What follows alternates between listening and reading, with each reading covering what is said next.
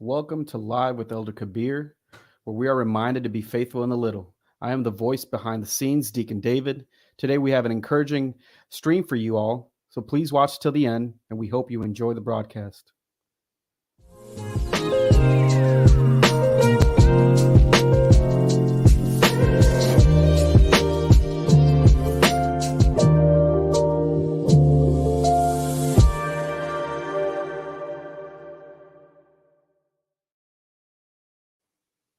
Welcome, welcome. I'm Hallelujah. glad you guys are here. All praise to the Most High Yah. I am glad to be with you guys here for another week. We have an amazing show for you guys. I just want to give all praise to the Most High Yah for just everything. I'm thankful for our Pastor Dow, Charles Jr., for Straightway Choose Ministry and all the things that he's doing and how Yah is leading him and leading us in his everlasting way. So I'm honored to be one of the elders at Straightway Choose Ministry. Today, we are going to be talking about marriage license. So, guys, today, as we talk about this is going to be, I'm big on concrete versus abstract. And today's topic is going to be very abstract. And we're going to try to unpack it for you because a lot of people don't understand why we say don't get a marriage license. I don't want you guys making the same mistakes that I made. I went through a lot of crap to learn the things that I'm going to be sharing with you. And this may end up even being many parts. So you will be hearing us talking about it because we really want to unpack it. So it's going to be very educational and to let you guys know. And I'm going to be transparent and show a little bit of some of the mistakes that I made so that you guys don't make the mistakes. And some of you guys are in it. And just letting you know the danger that you are in by having these marriage license. So we're going to go in and we're going to start off with definitions because for us to make you guys really understand this in a concrete way, we're going to have to break down the definition. Now, when you think about the laws of the land, the legal society, the judicial system is very complicated, very burdensome, very grievous. I will say very grievous. And it's not meant for you to understand it easily. It's meant to be very, very complicated. So you hire lawyers. That is the honest truth. So we're going to try to simplify it and make it so simple that young little boys and girls can listen to it and say, oh, I understand that. So, Deacon, do you have anything to say, Deacon, before I start with this definition? No, and if everybody can just give us a 7, we'll do a 7. Yes. 7 if we're streaming well, if everything's Everybody coming can clear. hear us and everything. Bless you. To like, comment, Rich, share. Xavier, Solomon. All right. And guys, please hit the like buttons. And if you're new to our channel, please subscribe. But today's going to be a good one. We believe that this is anointed here. And guys, this is Timely. There's been a lot of research and just life experience. All right. It seems like people are hearing this loud and clear. All right. We're going to start off with the definitions, okay? So before we're going to look at some definition, but before let me pose a question. What is marriage license and why are we told we need one? Today we're going to answer that question. To have a good understanding, we must identify and comprehend a few words. Words like private and public. Let me say that again. Private and public. What are the first things you think of when you hear the words private and public? Now, I want you guys to really think about it. What do you think of? Private and public. Now, what is the reality of these words when it comes to the judicial system or the legal world? So we're going to go through the definition here. If we can pull that up. The definition, private. Private, that which affects, characterize, or belongs to an individual person, as opposed to the general public. And you get this from the West Encyclopedia of the American Law, edition 2. Next definition. Actually, go back. Let me see. Go back. I just want people to, those who can see it. So, Elder, can you expound a little bit on that? Because I mean, for people who are maybe new, like when it says individual person. so when it says individual person, even that person is a legal person. But when it's talking about an individual, it's talking about man. So that which affects or characterized belonging to one man or woman, as opposed to everyone, the general public. So it's just talking about something that's going to one man. And usually it's talking about man, believe it or not, but man or woman. All right, let's go to public. And these are going to be some key words that we're going to bring up today as we do the show. Public. It's kind of like, remind me of Sesame Street. What's our key word today? Or something like that. But anyway, public. Public is referring to any agency, interest, property, or activity which is under the authority of the government or which belongs to the people, we the people. This distinguish public from private interests, as with public and private schools, are public or private utilities, are public or private hospitals, are public or private lands, and public or private roads, etc. So these are terms that we hear. This is a private road, this is the public road. What does this all mean? So we're going to break that down. We have to understand that what we think is private or public is to us is something completely different. Saints, is totally different to them. So how we see the word public or private is totally means something totally different when you're talking to the government. The government looks at that totally different. And a lot of people try to use these laws and different things, and they don't understand where they're at. And they're listening to you to see if you know what you're talking about. And 99% of the time, people don't know what they're talking about. And that's how come it's so easy for them to be able to rule over us. So it says this: we have to understand that what we think is private or public is to us is something completely different to them. Whether you realize it or not, we live in a world of duality. So you got the man, and then you got the legal man or legal person. See, so when you're a person, so you got the living man, and then you got the legal person, which could be a group too, believe it or not, or individual. Yeah, an entity. Yep. Yeah, entity is just an entity on paper.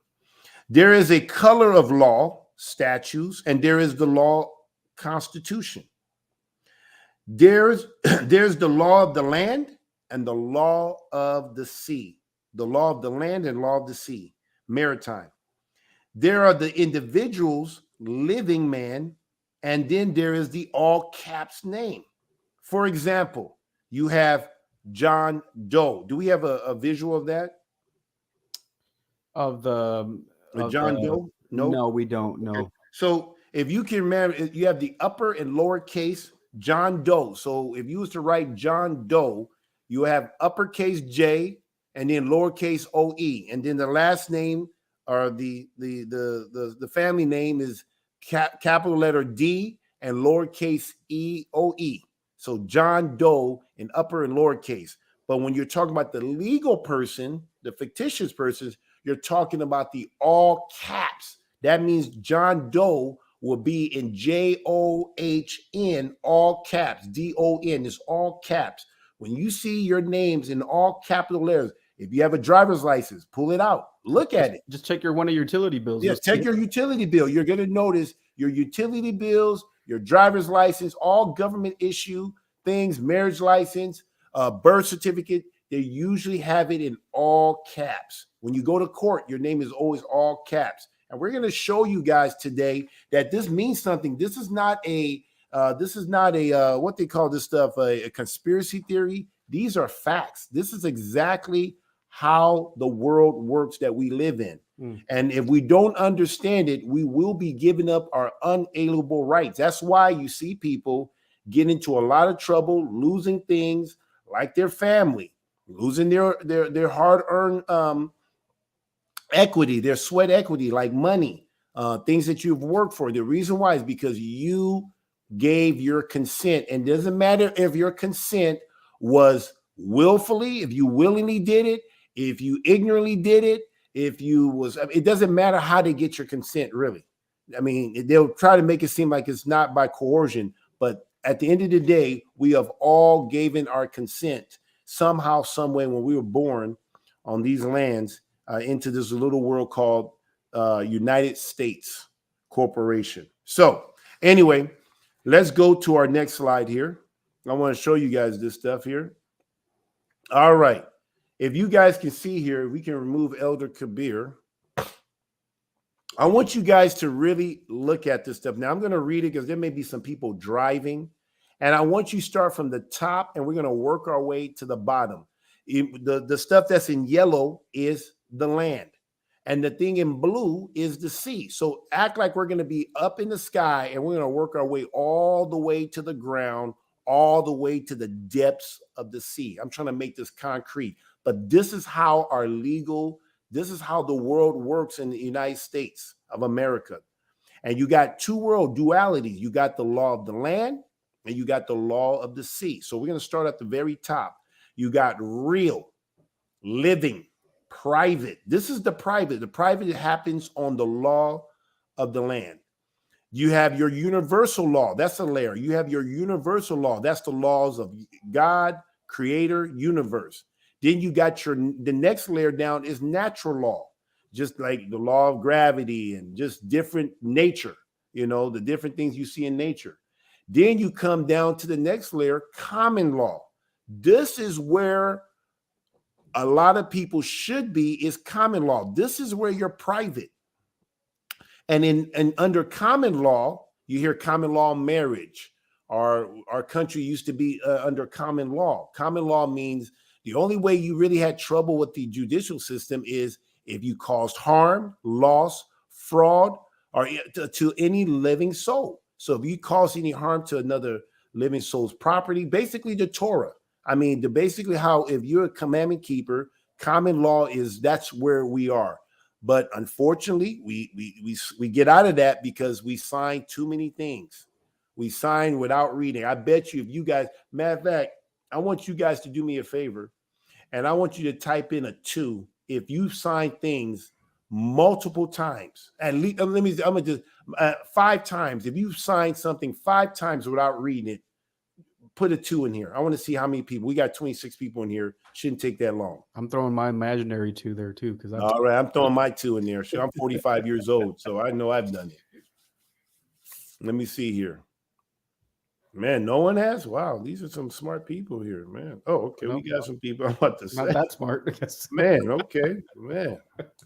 That's it. Okay, so you guys have signed, and I'm saying credit card. Like if you go to the store and they tell you to sign the receipt, do you read what they tell you to sign? Nope. Most people just sign.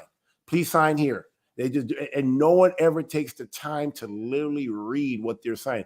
And believe it or not, every time you sign, you're literally signing your life away. You're literally signing your unalienable rights. And this is why people can sue you. This is why the courts can do, police can do the things they're doing. The very fact that you have, matter of fact, if you have a driver's license, type in a 3. I want everybody to type in a 3 if you have a driver's license. This is a perfect example because I know 90% of people have driver's license. Let me give you guys time here. This is a perfect example of a contract that people sign and they probably never read it. They didn't even know that they could be drafted to war if they're the right age. When they first got it, they just wanted to get a license so they can go drive. But in there, they agreed that, hey, if there's a war and you need to draft anybody, hey, I'm agreeing that you can draft me.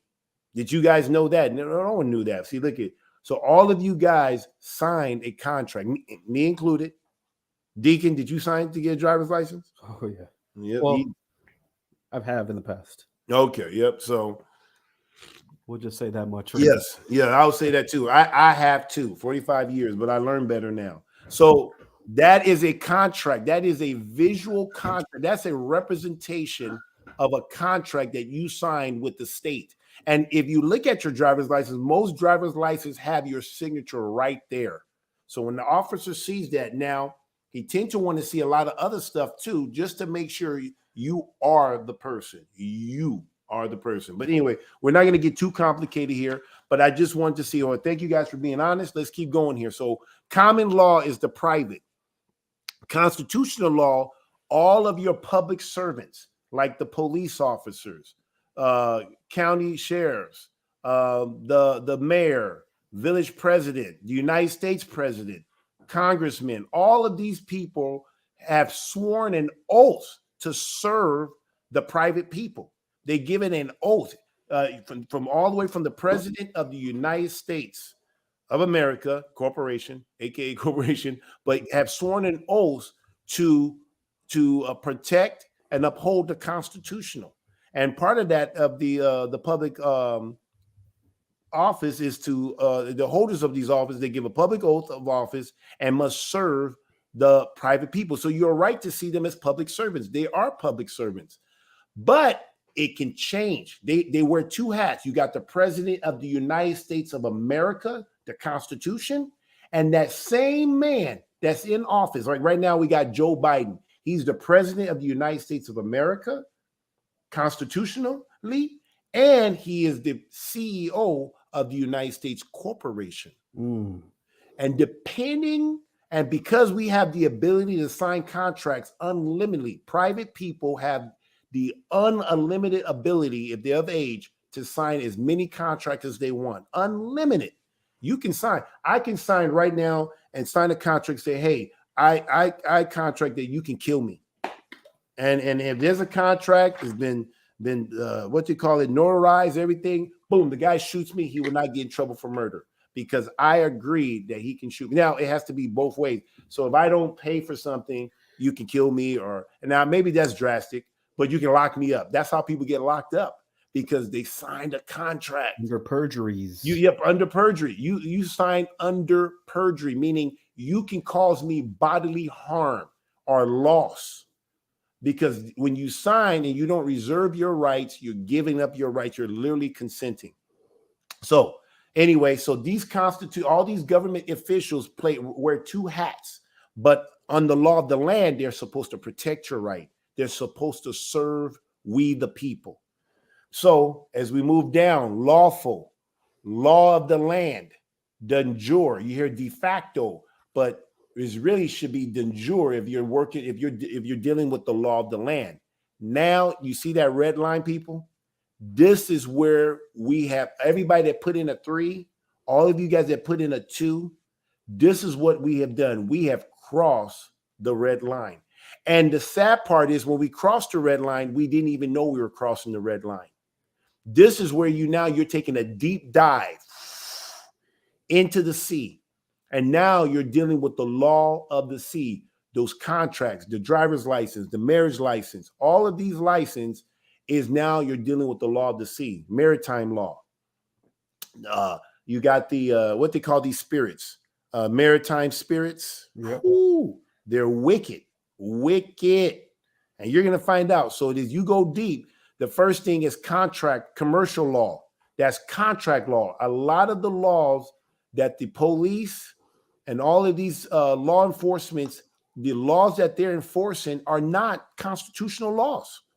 They're literally enforcing contract laws. Your court system, lawyers, they deal with contract law, law of merchant, UCC.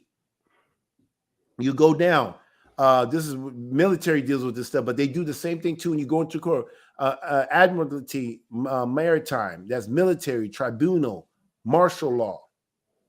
Then you go into statutory. This is what our public servants are doing now. This is their second hat.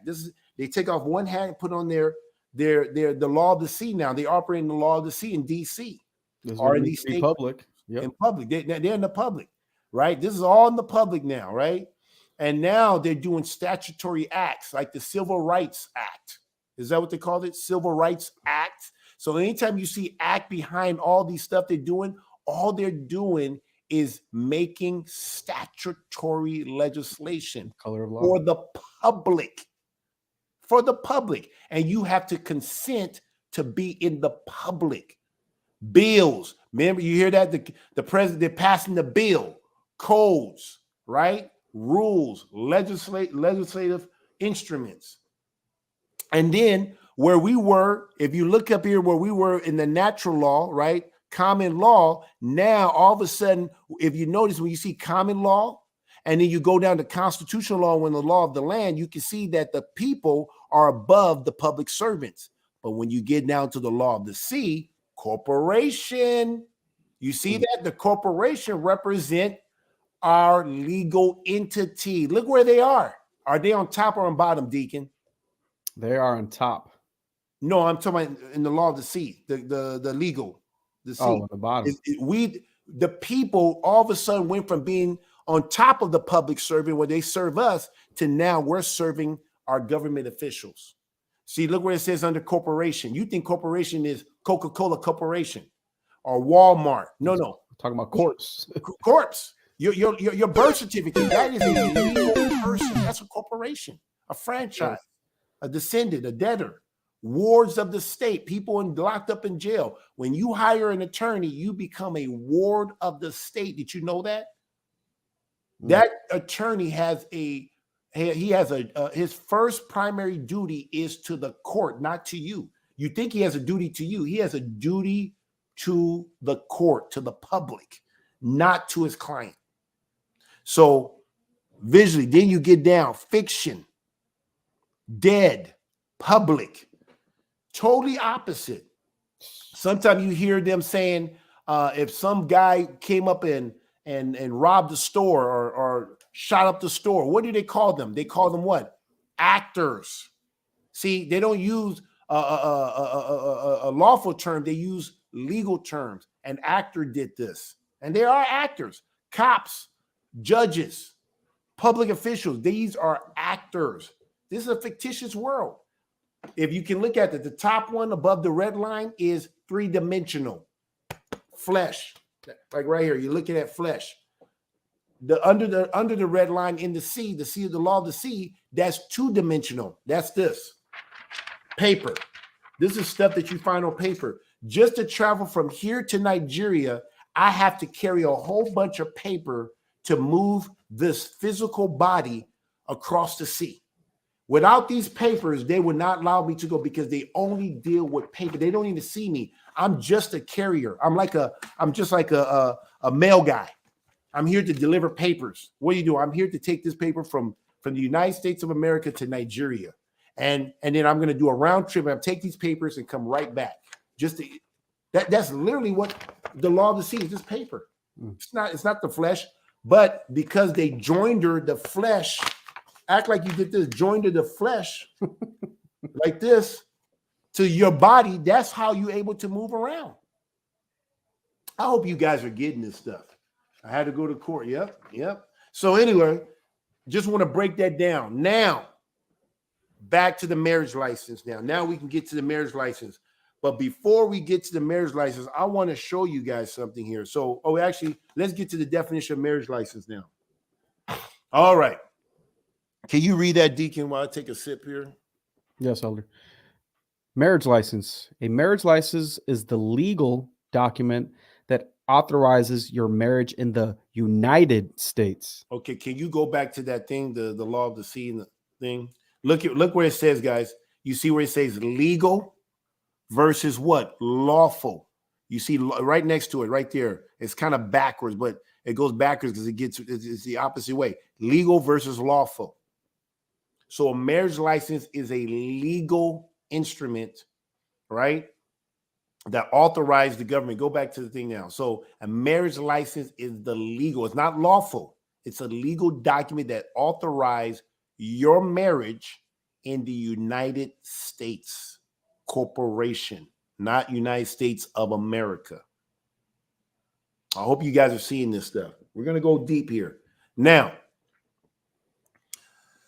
that we understand a few words, guys, now that we understand a few words, there are truly a few because there are a few. We're going to now go in here, and I think I'm just looking at my notes here, guys. I want to make sure I don't miss anything here.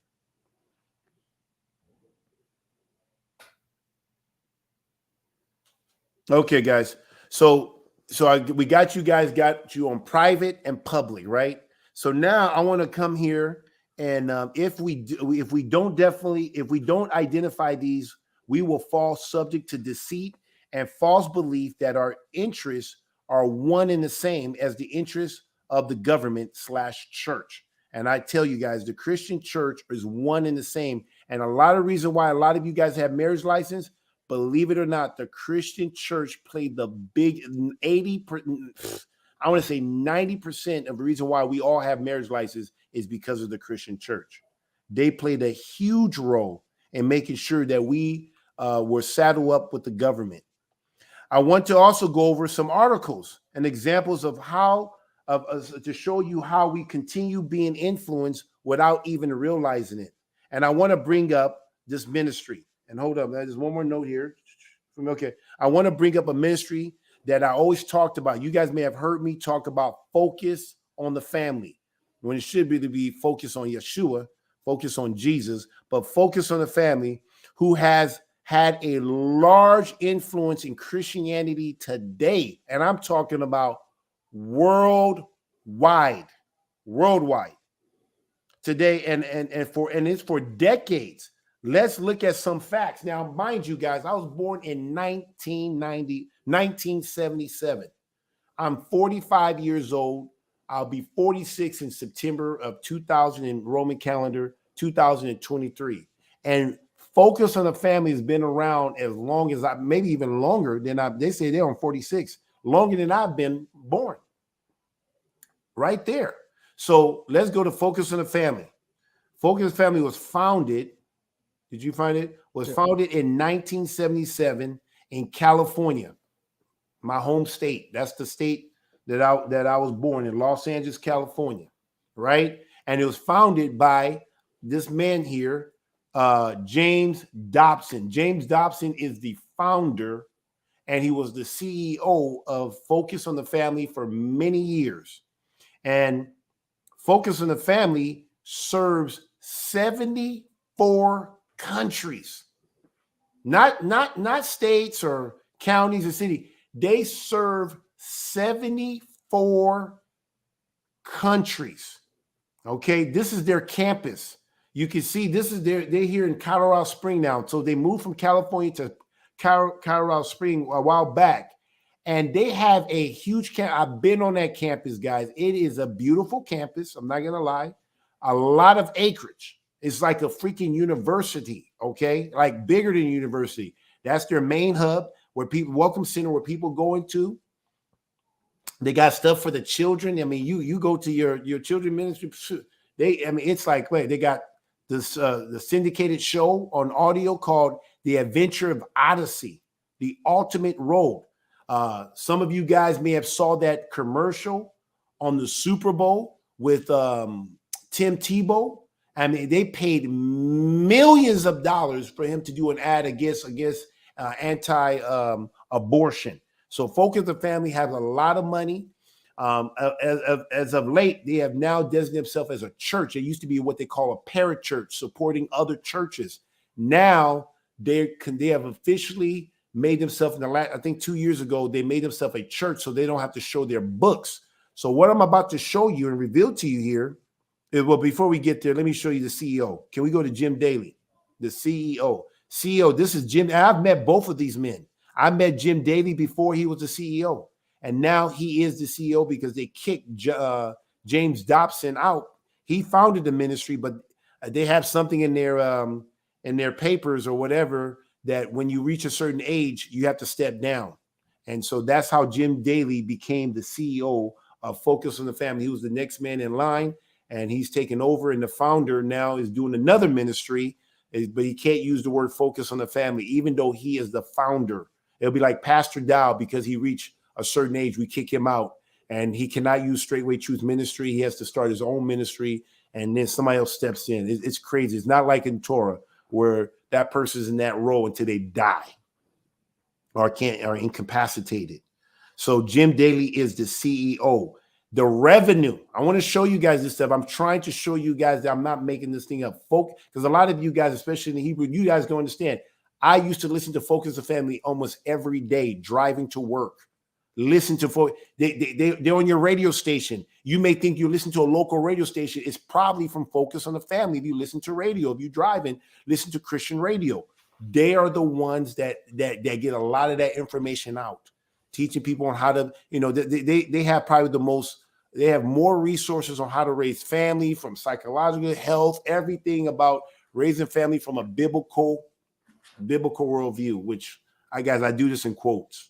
Quote, okay, very egalitarian matriarch society, Christian thing, but a lot of stuff. They're in your commercials. They do a lot of legislative stuff. Now they try to stay out of the legislative, so they have other people to do that for them. So they protect themselves and try to stay, a religious institution that don't give into policy, but they're very entrenched in the system. Like I said, they impact 74 countries. Now look at their revenue, guys. Yes, you guys are seeing that right. Those are not a dot. Those are commas. We didn't even have room to put the dot. That's $99 million. That's over. They're bringing, and this is in 2019.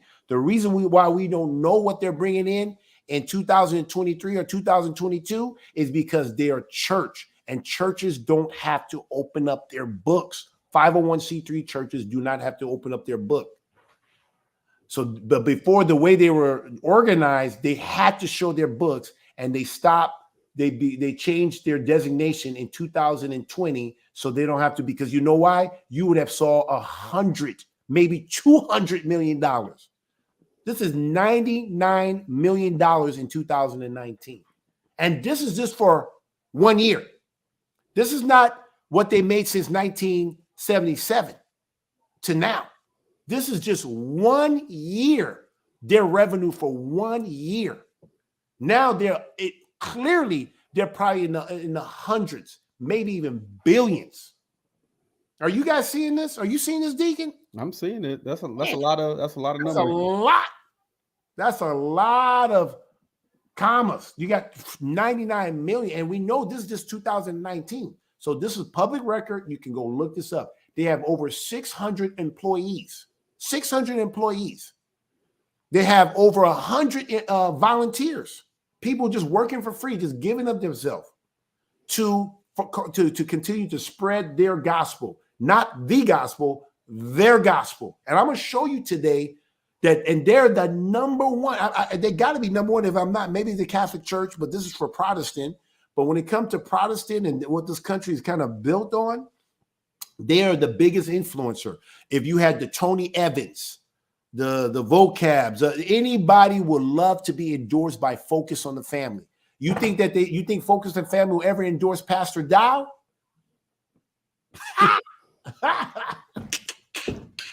They will roll over and die before they put They would not give Pastor Dow not even one. They wouldn't even want to see an interview, nothing. I would love to call Jim Daly. Can you please put Pastor Dow on your radio show? Can he come on your syndicated show and tell you from his perspective what the Hebrew and keeping the Torah? They're not going to have him on there. He is completely opposite of what Focus on Family stands for. Focus on Family focuses on the woman, matriarchal. Pastor is patriarchal. Total opposite. So I hope I did a good job in building up this company called Focus. That's their logo. You see their Focus on the. Sometimes you see FOF. That's the initial FOF. Focus on the Family, or I think it's FONF. Okay. So anyway, all right. Now we're going to go and we're going to read a letter. Some people call in from all over the world, calling this show Focus on the Family with their radio show, their TV. They got all over the place, calling them, asking them the question, because these people are the author. They're the expert. So when people are looking for answers on biblical marriage, they're not thinking of Straightway Truth Ministry. They're not thinking of calling Elder Kabir. They're calling Focus on the Family. Are you guys hearing me? Focus on the family. So let's go and read this letter from Focus on the Family. And I'm going to read the question. Deacon, matter of fact, I'm going to let you. Is it better? Can you read? I can read it. Yeah, read it. I can read the question part. Let me make this a little bigger. Well, actually, let's leave it there for now. Okay, so the article starts with a question From somebody calling in or somebody writing a letter in, and they have a sincere. This is a good question. It's a good question. Yeah, it sets up for the article. Yeah, and we're going to give an answer too. So we're going to first go. We're not. We're trying to not be biased. We're going to just read this, maybe digress a little bit, but we want you to hear. But we do have to highlight some stuff so you guys can also see what we're talking about when it comes to private and public. It's very important. This is how they bully people, just like they did with the jab of 2020. I gotta use words like that because I don't want to get censored. Okay, but they bullied a lot of people to take the Muhammad Ali jab. Right? they bully people in the NFL, people in schools. They bully them. You won't be able to work until you take Ali's jab. That's what they had to do. They bullied them. They made them feel bad for not taking the jab. They made them feel like they were wicked. So I want to show you how Christianity is doing it. And Focus on Family was so kind to put it right there on their website. We got this straight from their website, and we're going to start. Read. All right, so it starts off with a question here. It says, why do Christians need a church wedding and a piece of paper from the state to make their marriage official? My girlfriend and I are both dedicated believers, and we intend to spend the rest of our lives together. We've been wondering why we should bother applying for a marriage license. Isn't marriage a private, personal covenant? And isn't the spiritual aspect of that covenant more important than anything else? If we move in together and start having sex, doesn't that make us married in the eyes of God? You hear this. This is a good question. It's a genuine question. And he wants to know. And guess what, guys? I did the same thing. This guy, I wanted to do the right thing according to the word. And I called things like Focus on the Family. In this case, I called the local church. And they told me how to proceed. And I wanted to do it right. I knew about prenup. I knew about the prenup. I chose not to get a prenup. I chose not to get a will for the chance that we may be divorced. Because I was planning on being married to my first wife for life to the day I die. I had no intentions of divorcing her when I said yes. No intentions. And so I did what the Christian said. So I ended up getting married without a prenup. And if I knew better, I should have taken my mother's advice and not even get married, period. He said, just live with her. And I thought it was sin to have her move in Green Bay, to move in with me, because I thought it was sin. I even had a pastor that she found. He said, if you already messed around, it's okay. You don't have to. I'm thinking like, man, this guy's wicked. Maybe he wants something from my mom or something. And they were actually telling me the truth, but they didn't really break it down to me.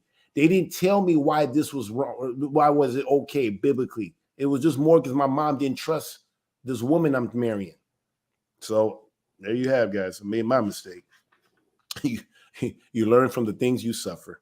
All right. So let's see how Focus on Family answered this young man's questions. It says you brought up an interesting point. Does the Bible give us ground for defining marriage in terms of anything other than the act of becoming one flesh? To put it another way, does the scripture recognize the validity of civil marriage contracts? And does the state have any business granting them? On one level, we would have to answer no. You see, look at, they tell you the truth. That is the truth. They have to say no. There is no verse in the Bible. This is from Focus on the Family. This is official, guys.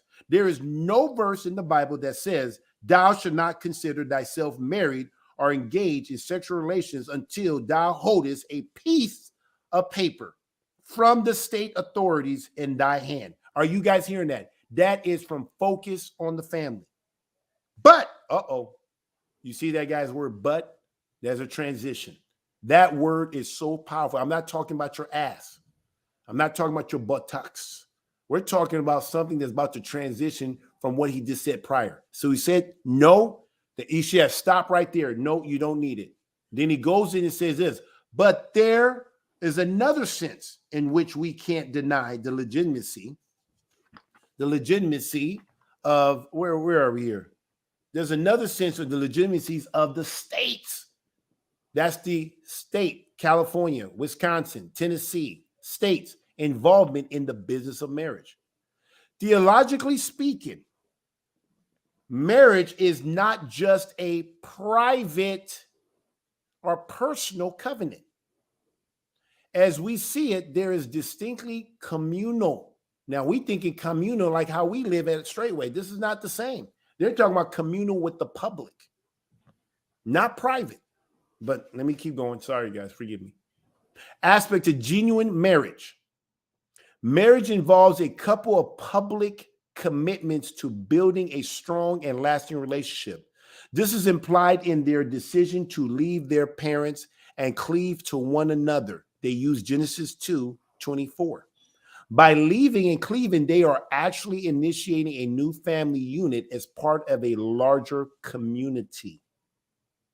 Marriage, and the reason why it's highlighted is we're talking about public. You got to know. See, you think it's community. Oh, it's like us. Nope, that's public. Marriage then, and this includes sexual acts that results in becoming one flesh, is anything but purely private affair. So they're saying this is not a private affair. This is a public affair. It is absolutely true, of course, that the spiritual aspect of marriage is of a vital importance to the believer. But this does not mean that the matrimony, which is a legal term, look it up, matrimony is a legal term, is valid only for believers, or that it should be viewed only as an ordinance of the church. According to most theologians, marriage is part of the common grace that God has poured out on mankind for the good of the race as a whole. It is like the sunshine and the rain that falls upon the just and the unjust alike. Matthew chapter 5, verse 45. That doesn't even make any sense. I know this it's not supposed to make sense. This is Christianity. It's abstract. This explains why even pagan and secular, please guys, listen to this. Pagan and secular society attach a special importance to marriage. Marriage is not a biblical term. Marriage is a legal term. I repeat, marriage is a legal term. You will not see marriage in the Bible. You won't see that. But they may translate it that way to make you think that, to get confused. But once again, I'm just calling this thing out, guys. I can't help it. I know so much more than what I'm going to share with you guys today, but I'm just trying to make this very simple because it's very complicated. Traditionally, all human cultures have sought to preserve the uniqueness of the marital relationship. They do this by surrounding it with certain legal, not lawful, legal. See, guys, if you could see me write this, you will see me underlining keywords. This is what I do when I'm signing a contract. I take the time and understand what the words are on the paper, because this is the type of stuff that we need to do. We need to slow down and know what we're signing, or know how to just get through things and not put yourself under perjury, sign under perjury. Anyway, let me keep going. Sorry for the digression. Surrounding it with certain legal sanctions, privileges, and protections. This is true of societies of every kind, and the state in all of the various forms: monarchies, oligarchies, dictatorships, socialist collectives, and democracy. Government have always that's a lie.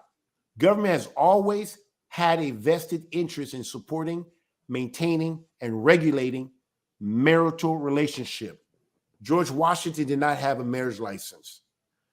Abraham Lincoln did not have a marriage license. So I just want to make sure it's not always. But anyway, maybe they had an interest. But anyway, Romans chapter 13, verse 1 through 7.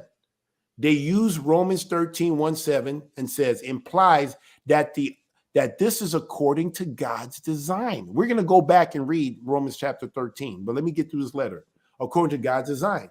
For all these reasons, we suggest that unless it should for some reason become absolutely impossible to do so, meaning get a marriage license, believers should continue to marry in accordance with the regulations and requirements of the Bible, no, of the state.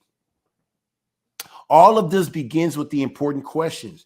Do you have some personal reason and questioning the validity of marriage license and the wedding ceremony? Now this is where they start gaslighting you, making you feel like what's the big deal? What's your problem? Why would you be asking this question? Maybe you're hiding from something. Okay, let me get it. Sorry. If you and your girlfriend are serious about spending the rest of your lives together, why not proclaim it? Proclaim your intentions to the world in an open ceremony. What is an open ceremony? Why not make it official with a piece of paper from the state? As we see it, these are just ways which couples goes public with their vows. Public, not private, public with their vows of a lifelong fidelity. This in turn is part of asking other people to hold them accountable. Do you have a problem with that? Is there some reason why you would prefer to be secretive? Okay, secretive about your commitment to one another? If you don't find this answer convincing, I do not find this answer convincing. Or if you need additional help understanding these concepts, I need additional help. And guess what I did? I pressed that button. I called us. Focus on the Family has staff of pastoral counselors who would love to speak with you over the phone. Man, I'm tempted to tell you guys, if you catch this, go to this article, press that call us, and you call them and you blow up their phone and you ask them, I'm having a hard time understanding this stuff. And then just listen and then throw in there about what the word says. Why would you tell me to get a marriage license that literally undermines the so-called institution of marriage? The very thing that you said that Yah instituted, and you're telling me to go get something that's going to undermine the very families, and you're supposed to be focused on the family. You're not focused on the family. You focus on the state. You're focused on the woman. And so this is their answer. Now, let me go back. I want to address something. What is what they said, do an open ceremony. Now, let me ask you guys this stuff. If you guys are in the thing, maybe some of you guys know me, maybe you don't. But for you guys that know me, how many of you guys know if I have a woman, not my ex-wife, not my ex-legal wife, and not even or just not, but how many of you guys know if I have a woman in the truth? Press a 1 if you guys know if I have a woman. I just want to know. This is a public forum. I just want to know. Are you aware if I have a woman or not? Press a 1. Let me see. And if you saw my ceremony via YouTube in the public forum, if you saw my ceremony where I married my woman, press an 8. So if you did both, press 18, 1 8. But if you only just know of it, press 1. But if you've seen it, and if you're there live, if you saw the actual ceremony, press an 8. There you go. So did I not have a open ceremony? Deacon, was that an open ceremony? Yeah, is an open ceremony one and the same as proof? Whenever you're ready, I got the proof. I can show it here. You know what I'm saying? So we huh? The video I can cue. Yeah. Can you cue the video? Show the video so people know I'm not making this thing up. If it wasn't public, we're about to make it public right now. Right. That's me. That's my bride, Bree. She was determined to be married. She said yes to all my things, and I said yes to her. I said I will take care of you. I'll feed you, clothe you, give you conjugal rights. We have 2 sons, 2 sons that's not in the system. They're private. I have 2 sons that don't even exist in the public, but they exist. Isn't that crazy? They exist, but they don't exist. Meaning, you know what that means? It means the government don't have jurisdiction over my 2 sons. I have jurisdiction over them. I have the right because I'm the creator. I am the author. You can see us right here in the my dad was there. We had elders there. We had pastors there. Obviously, these are all the witnesses. This was done obviously here at Straightway Praise Land.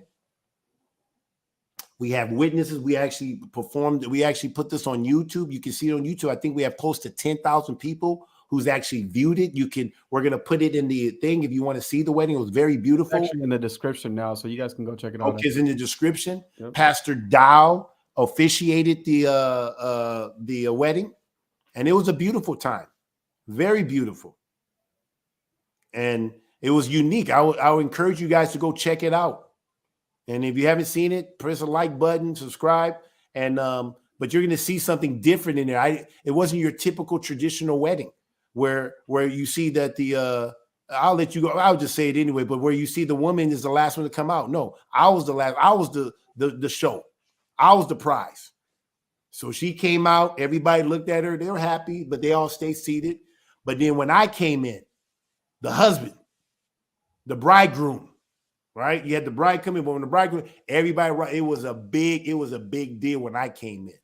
Why? Because I represent the Messiah, Yeshua HaMashiach, Jesus the Christ. But in Christianity, in Roman Greco culture, the man comes. It's all about the woman. It says it right there in the ceremony, And when you hear a lot of I don't even know what it says. Do we remember what it said when what does pastor says when they're marrying somebody? How do they say it? They says, for the power that's invested in me by the state of Wisconsin, I now pronounce you husband and wife.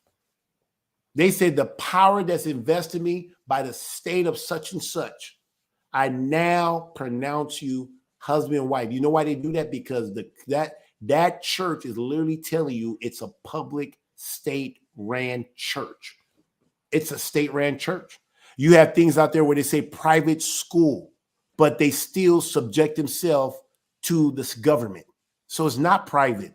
Like we actually have a private school. Now, the people may want to use the word homeschool, but it's really private school because the government has no jurisdiction over our students, over our sons and daughters. We get to teach them whatever. We teach them Hebrew culture, not Roman Greco culture. And when we teach them Roman Greco culture, we teach them how bad it was. And we teach them you teach them how to read, write, and all that stuff. But they don't know about Christmas and Easter and Sundays and Valentine. They know about the feast days. See, that's the beauty about having true private school. Mm-hmm. I was a board member on a private school here in town. I was on the board of a private school, and guess what? We always had to be mindful of the government regulation over private school. I don't think I've ever even thought about, Deacon, have we sat down and considered what the government thinks about what we're teaching our seeds, our sons and daughters? No, because we're in the private. We're in the private. We don't do they're in the public. They're in the public. Yeah. So they're in the sea. Yeah. So we're on the land.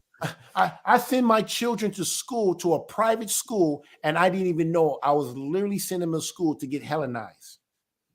They didn't learn about Jesus. They learned to be Greeks, to be Romans, to be a true American. That's what they learned. They learned to be a conservative, whatever. They didn't learn how to be a man after this book. So anyway, I just want to go to, so now let me show you something here. We're going to go to Romans chapter 13. I want to read here. And we're going to have to, that one we're going to read, right? Yeah, I can read it. I have it pulled up. So Focus on the Family brought up Romans chapter 13. This is what a lot of Christians love using. And I'm going to break this thing down as Deacon read this to show you guys the fallacy in Romans 13. Now, mind you, before he starts reading this stuff, I want to put something in your head versus private versus public. The government that supposedly the United States government This is the same government that supports homosexual marriage, transgenders, adoption of homosexuals, adopting the little boys and little girls, whatever their sex is, they tend to get their same sex. And we just saw a report where 2 homosexual people who adopted them is in trouble for molesting and abusing these children. I mean, like, duh, you didn't see that one coming? She. So this is the same government that Christianity would tell you that we need to submit ourselves to, using Romans chapter 13, verse 7. So let's see. If Yeshua said, you would know them by their fruit. So let's see. But now we're going to make something concrete here. You know how we think. So now we're going to put back, because I know I read some stuff. It was very abstract, and I'm trying to make it concrete as we go through the stuff. Now we can put on our concrete hat. And let's read this and let's filter everything through the word. Let's filter to see if what focus on the family. Let's test everything. If they're saying that Yah wants us to submit our marriage, our seeds to the government because we own these lands, then let's read. Let's see if this is the government that Paul was writing to the people, the saints in Rome. Let's read. Read. Let every soul be subject unto the higher powers. Okay, authorities, higher powers. Okay. Now, Paul, give him time to get to here, but we're gonna find out what higher powers. Does that mean the United States government? Does that mean your state government? Does that mean your local government? Or does that mean your assembly, the assembly you're part of, like Straightway? See, I that's what I'm thinking when I read this higher powers. That's talking about Straightway. We got elders, we got pastors, we got teachers, we got leaders. When there's an issue, we take it to the leaders here locally. If there's an issue here locally, here Straightway Praise Lamp, I'm the judge. I do, and if it's more than I can handle, then I bring it to the leadership at Straightway Truth Ministry, and we delegate it there. We adjudicate matters there. Okay, read. For there is no power but of Yah. Okay, hallelujah. The powers that be are ordained of Yah. Ordained of Yah. I'm an ordained minister. Deacon is ordained minister. Deacon, were you ordained? Yes. I was ordained. We actually had oil put in front of that was open. That was open to the public too. That was open. That was an open ceremony. But guess what? It's private. We didn't go get a state license saying I'm an ordained minister or seminary school or nothing. We were ordained in a private ceremony that was there for the world to see. So that's what I'm saying. What's the difference? Public, private. Let's say, okay, let's go. Read. Whosoever therefore resisteth the power, resisteth the ordinance of Yah, and they that resist shall receive to themselves damnation. For the rulers are not a terror to good works. Okay, let's read. But to the evil. So I'm listening to this right now. The same government that the Christians tell me to go listen to broke up my marriage. I try to bring the word, and what did they say? They say, we don't even want to hear your words. We go off of the statute. Okay, so they weren't about, because breaking up homes, that can't be good. That was evil because somebody being treacherous in their own promise, their own vows. But let's keep reading. Let's see if they're talking about the government of the United States. Wilt thou then be not afraid of the power? I am afraid. Hey, that's why I don't want to mess up that Straightway. I try to do the right things because I don't want to be judged like that. I love judgment, but I want to do the right thing. I want to do things righteously. Read. Do that which is good, and thou shalt have praise of the same. Hallelujah. For he is the minister of Yah to thee for good. Okay, so these are ministers of God. This is not your politician. This is not Joe Biden. This is not your mayor or your village president. These are ministers of you to do for good and not evil. Okay, read. But if thou do that which is evil, be afraid. For he beareth not the sword in vain. For he is the minister of Yah, a revenger to execute wrath upon him that doeth evil. Therefore ye must needs be subject, not only for wrath, but also for conscience sake. For this is cause pay ye tribute also. for they are Yah's ministers, attending continually upon this very thing. Render therefore to all their dues, tribute to whom tribute is due, custom to whom custom is due, fear to whom fear, honor to whom honor. So is this talking about Joe Biden? Is this talking about Kamala Harris? I've never listened to a preaching from Joe Biden. Yeah, you think Kamala Harris and Joe Biden is up there and doing the work of Yah? No, this is not what it's talking about. And look, go to the letter again. I want to show you guys. I'm not making this thing up, and I'm not being very. They quote Romans chapter 13, saying that. Look where it's right. You passed it up. Look what it says. It says Romans chapter 13 says implies that this is according to God's design. For all these reasons, it says government have always had a vested interest in supporting and maintaining and regulating the marital relationship. Romans 13, 1-7 implies that this is according to God's design. For all these reasons, we suggest that unless it should be for some reason becoming absolutely impossible to do so, believe that should continue to marry in according to the regulations and requirements of the state. Is that not eisegesis? Yeah, and they're telling on themselves right there. That, I mean, they're literally saying that the government is our community and they're our ministers. Yeah, and maybe in their eyes, guys, see, just the difference. You got to figure out: are you really following Yah, or are you following another? You're following the state. You follow Satan. And they're telling you right there, they see the government as their church. Their elders is the judges, the court system. Their judges is the police, the sheriff, and the president. This is their God. They're not worshiping one God, one nation under God. They're not following the God of the Bible, the God of Abraham, Isaac, Jacob. So focus on the family is a multi-million billion dollar. I want to put them, but I'll say million because we see that from 2019. And they're influencing the world about what biblical marriage look like. And you can see what they're doing right here. I'm curious to see what they say about polygyny, but that's a whole nother topic there. We won't go there. So I want to show you guys that that's the scripture that they use to justify why we should get a marriage license. So now let me show you what the word says that we should do. Now I'm going to take it to biblical because this is about giving you guys biblical. If I can answer, go back and let me answer this guy's question again. He says, I'm going to answer it as we go because he asked a lot of questions in here. Why do Christians need, can I answer this question now?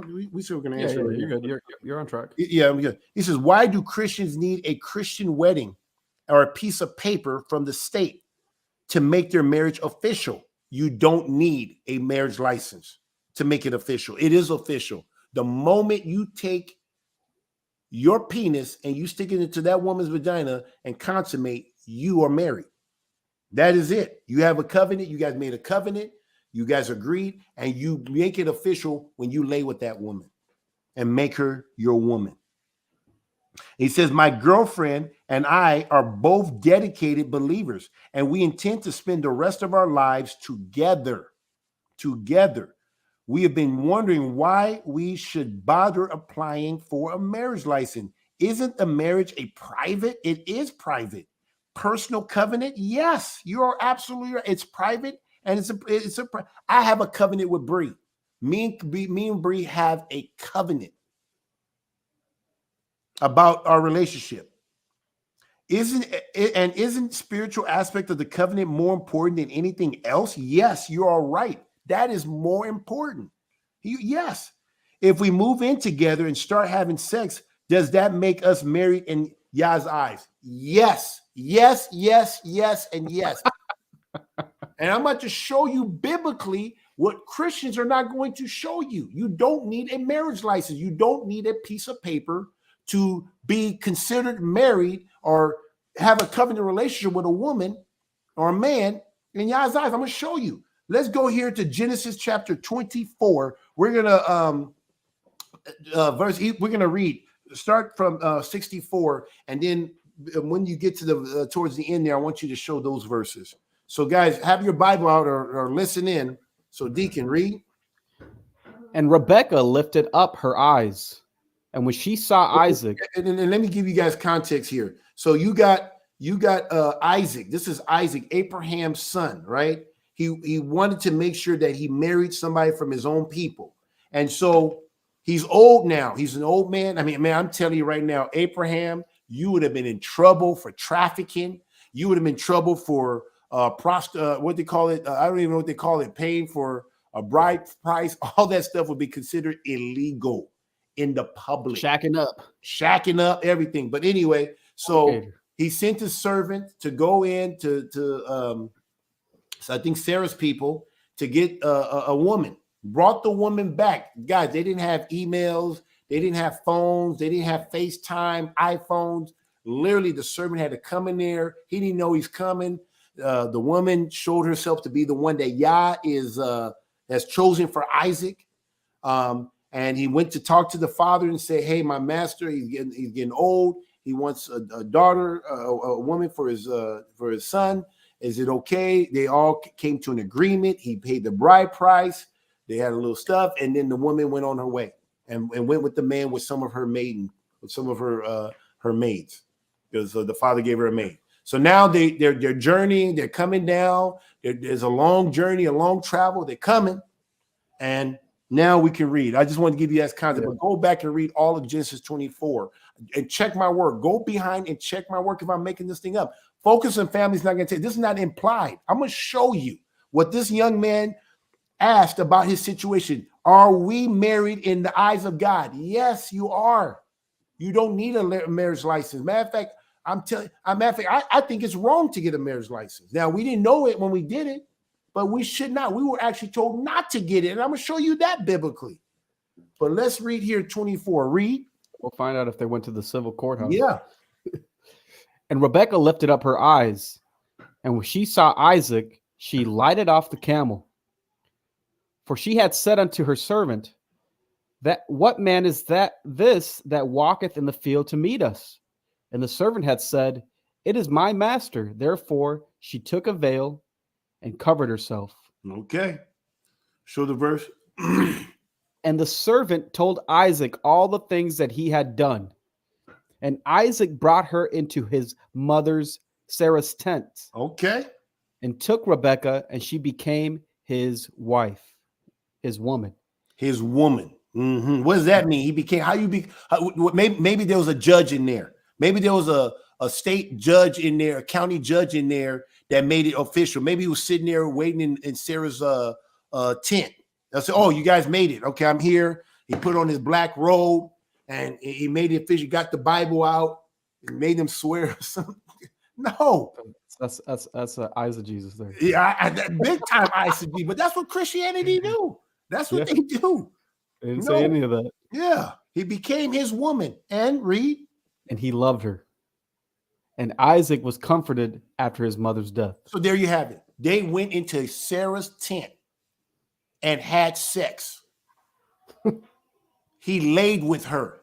They got butt naked. He inserted his DNA into that woman and made a covenant with that woman right there. It became official. So you have Abraham, Isaac, and now you have Jacob. So there you have it right there. Jacob came from that woman. So are they not married in Yah's eyes? When you go into the heavens and you see all the gates, there are going to be 12 gates there. And guess what? It's going to be the sons of Jacob Jacob came from Isaac, who was with Rebekah. So yes, Yah sees that. We know that Yah sees that because of the evidence that we see in the scripture. Yeshua came from the line of Judah. They talked about this stuff in Revelations. So we know that you don't need a state marriage license. It's actually the wrong thing to, because now you went from the jurisdiction of Yah, now you move that to the jurisdiction of man, of the government, not even man, because it's supposed to be that man is supposed to rule his own house. How can you rule your house when now the government is now the ruler? Yah's not even in on it. You know how I know? When I went into that courtroom, I went in there thinking that I'm the head of the household, because that's what I believe. This whole time, I'm thinking I'm the head of the household, and the whole time I didn't even know that I was no longer the head. For 16 years, I'm thinking I'm the head. And that's what a lot of you guys say. You think you're free, the land of the free. You think you have freedom, liberty, life, pursuit of happiness. You think you have that, but you don't even have it because you gave that away a long time ago. When you came into this world, your parents just literally just signed you over to the government. If you have a birth certificate, you're not free. If you have a driver's license, you're not free. If you have all of these paperwork that you've been signing without reading it, you're not a free person. That's why Yah says, come out of her, my people. And I'm here to tell you, you can't come out. I have come out. I have came out of her. And I continue to come out. It's not just physically. Some of you guys, especially in Israel, I know it's come out physically, but you got to come out legally or learn how to stay out. There's times you have to go back in. It's kind of like the Matrix. You got to learn how to live in the private and then come back out into the public when you need to do what you got to do and go right back into the private. I love Straightway Truth Ministry because Straightway Truth Ministry is a private church. It's not ran. It's not a public. It's not a state-ran church. It's not. They can't come in here and tell us, oh, you can't meet because of COVID. And I'm just telling you, that's what happened. Churches they couldn't meet because of COVID. It didn't stop us because we are a private church. We are unincorporated. So that's why we can do things that people can't do because they gave the right. They wanted that 501c, which they don't even have to have. The government clearly says you don't even have to have it. So all these churches that have a 501c and they're recognized by the state, they're literally telling you that they are a state-ran church. If you ask Pastor once did it, and then he got out of it. He said it was cheaper to get in. When he got out, he had spent all this money just to come out of her. And when Pastor said he came out, he came out. See, our pastor, he did it in ignorance. And then when he found out it was not right, he came out. Mm-hmm. And he's coming out even on the private, coming out even individually as a man. So, guys, this is some serious stuff. And a lot of our marriages that we were in or is in the public, meaning that the government. So when it says public, it means that it's under the jurisdiction of a local, state, or federal government. When it says private, it means that you are the law, the man. That means it falls under the jurisdiction. That's why I have two sons. I have two sons, and those two sons do not have a birth certificate. They do not have a social security. Hallelujah. Believe it or not, they even have a passport. They got a passport, but they don't have none of those other, because that passport, you don't need to be a legal person. You just need to be a person who's born on the land. You have a right to these things. Now they make it difficult. They make it very abstract. They make you sign things and you end up going and get that stuff. And before you know it, you trip right up into it. So there's ways to get this stuff for them. And so they can be private. My seed would never, ever, at least while they're under my care, would never be into that system. I'm not giving it to them. They're going to stay private. They're going to stay free. So they can have their liberty, their freedom. Freedom, what is it? Liberty, life, liberty, and pursuit of happiness. And property. So anyway, guys, I'm telling you, guys, I'm keeping this so simple, guys. I mean, Deacon, how long has it taken me to know the stuff that I know? I mean, am I sharing everything that I know? Oh my goodness, this is such a vast. I mean, you literally have to, and it's unfortunate because they make it complicated. They make it complicated. They've put up so many loopholes that you don't even know, and to do what? So they can have plausible deniability. Plausible deniability, right? So it's taken. They're always presuming that you are a legal person, and they know that game better than you. They do it for a living, and if you don't really study up and you go out there and do some of the things I'm saying, I mean, if you're in a marriage, like get rid of that marriage, get that annulled if you can. Now, if you have a good woman and you know she's in it, then keep it. You know, there's benefits. There are benefits. One of the benefits, if you die, anything that's in your name legally will go to your woman. So there's benefits, but there's a price. And you say, well, what about me? You know, so I'm not worried. I got me a community called Straightway Truth Ministry. What's that thing you say all the time, Elder, to us? It's like more security, less freedom. So when you get their paperwork, you're gonna have so when a lot of people want security. Okay, that's good. You want security. With security comes less freedom. And those who want freedom, you're going to have less security. Let me say that again. With security comes less freedom. Like, let me give you an example, something concrete. Like my children, they're very secure, but they can't just move about as they please. And then you got people who can go and leave, drive, but the chance is there's less security. Like people in jail, they're very secured people. People who are locked up, incarcerated in this country, they're very secured. But what do they lack? Freedom. And we are that who are outside the prison system. We're free, but there's not much security. And the beauty about being an Israelite, being born again, I can get security and freedom at the same time. That's Yah's way. Yep. You guys hear that? See, my security comes in Yeshua, HaMashiach, Jesus the Christ. So I can be free. So I don't have to depend on the government. See, people depend on the government because that's their only form of security. That's where they put their faith is in the government. I put my faith in Yeshua. That's where I get my security. And because I put my faith in there, I get my freedom too, because I don't want to be under the government. I don't care for their benefits. I was faithful. I was a faithful taxpayer. I was a faithful member of the society, of the public. And then my family got destroyed in the midst of all this stuff. So let me go keep on moving here, guys. So now we move on to this one, guys. Let me show you what the word says not to do. And I'm going to show you guys something. I'm about to show something I've never shown to anybody before, at least on this type of platform. I mean, I've shown it to Deacon, but I'm going to show you guys something. And I need you guys to really open up your ears and give me your undivided attention, because what I'm about to show you, this is how they trap you. I'm about to show you my own personal mistake. See, I rarely make life-changing mistake twice. Once I learn it, see, the thing I like about myself is when I make a mistake, yeah, I may beat myself a little bit, but it's not too long. I say, okay, where did I mess up? So that I never repeat this again. What can I do next time so I don't ever fall into this trap? And so, guys, I'm literally showing this to you guys. A lot of people try to get you to pay you guys, to get you to pay to know this different. But I just want to show you guys I'm not making this thing up. So I hope you guys are listening. I'm going to give you guys, tell your buddies, this is it. So let me show you what the word says about getting into contracts with people from another nation. Go to Genesis 24. I'm not Exodus 23. Exodus 23, 32 to 33. Read.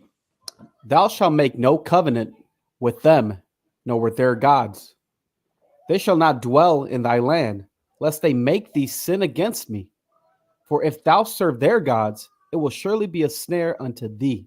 Guys, what Yah told his people is so true. When you go into that courtroom, you don't even know you're serving another guy. They get you to walk in there, all rise when the judge comes up. I mean, they make you do all these ritual. It's a ritual activity going on in there.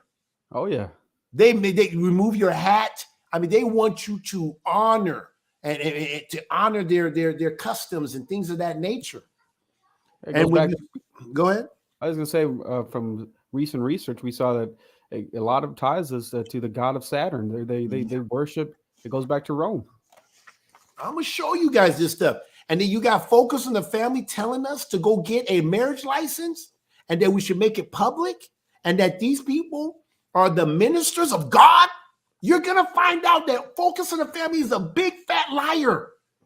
They're wicked. There's no truth in those people. They're pagans. They're Vikings. Wicked. Putting all these people into bondage. Straight into bondage. And I'm going to show you how they do it. I'm going to show you what the judge himself said. I'm going to show you. Now read the next thing. Thanks, Pete. I see Peter Rambo's on there. Yeah, shout out, Pete. He does some good work, man. If you guys don't know Pete Rambo, man, subscribe to his channel, man. He got some good stuff. A lot of good resources. Every day I'm reading his book about authority and marriage, and from Moses' perspective, from the Torah, not from Christianity, Christendom. So anyway, hallelujah. But Read Exodus 32. Take heed to thyself, lest thou make a covenant with the inhabitants of the land, whither thou goest, lest it be for a snare in the midst of thee. See, guys, it's a snare. They trap you into it.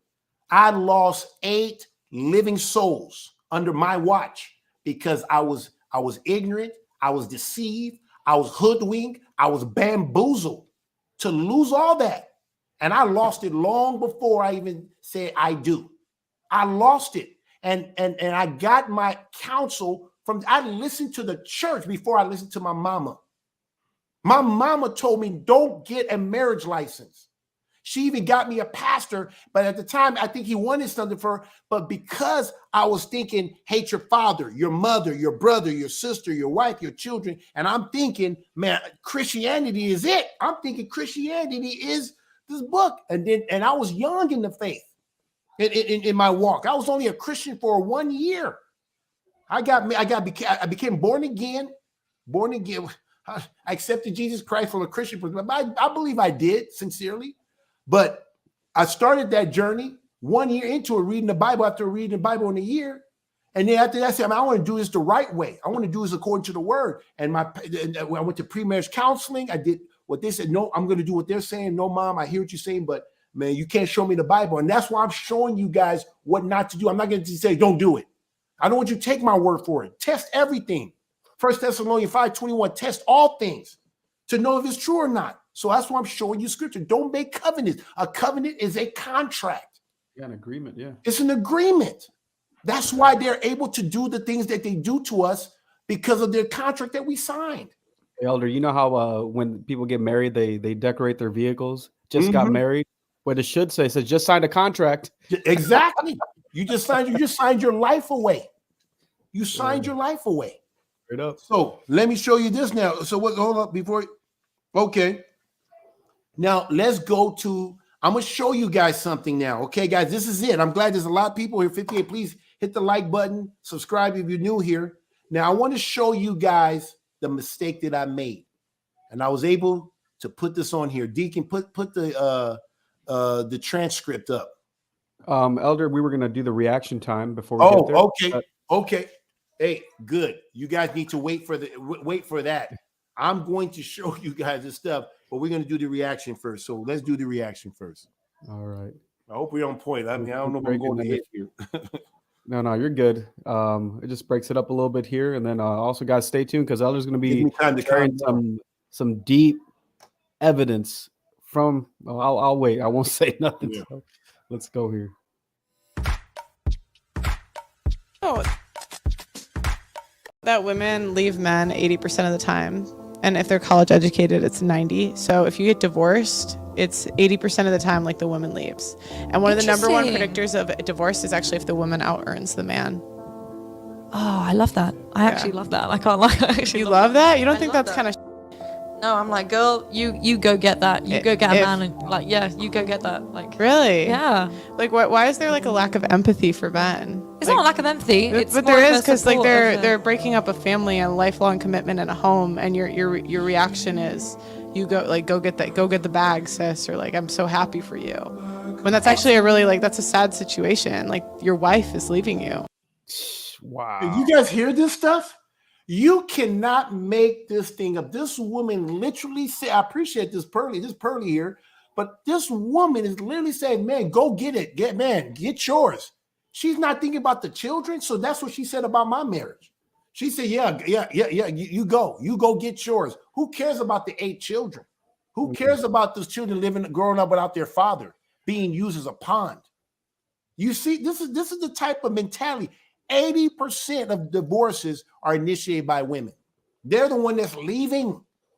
And I'm gonna even show you. You guys all, there's a rumor out there. There's a rumor that I'm the one that divorced. I'm about to show you. But that's my reaction right there. But you see this, Deacon?